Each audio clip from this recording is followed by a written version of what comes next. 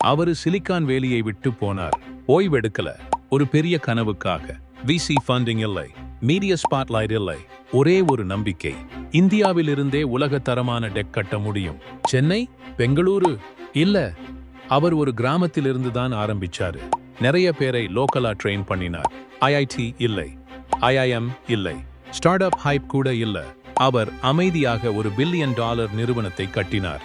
Ads இல்ல, ஷோவும் இல்ல, ஆனா எத்திக்ஸ் மட்டும் இருந்தது. இன்று அவரோட ஜோஹோ சாஃப்ட்வேர் 180+ நாடுகளில் பயன்படுத்தப்படுகிறது. மிகப்பெரிய டெக் ஆபீசஸ் இல்லாம அது உருவானது ஒரு வயல் பக்கத்தில் இருக்கும் வீட்டிலிருந்து.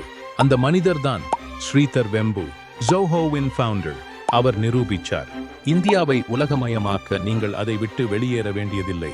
இதுதான் ஆண்டர்பிரீனியர் தமிழ். இங்கு ஒவ்வொரு கதையும் நிரூபிக்கிறது. எங்கு தொடங்குகிறீர்கள் என்பது முக்கியமல்ல, எவ்வளவு தூரம் செல்ல தயாராக இருக்கிறீர்கள் என்பதுதான் முக்கியம்.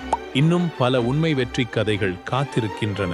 ஒரு நாள் இது போன்ற கதையின் முடிவில் உங்கள் பெயர் இருக்கும். சப்ஸ்கிரைப் செய்யுங்கள். இது முதல் அத்தியாயம்தான். அடுத்த வீடியோவில் சந்திப்போம்.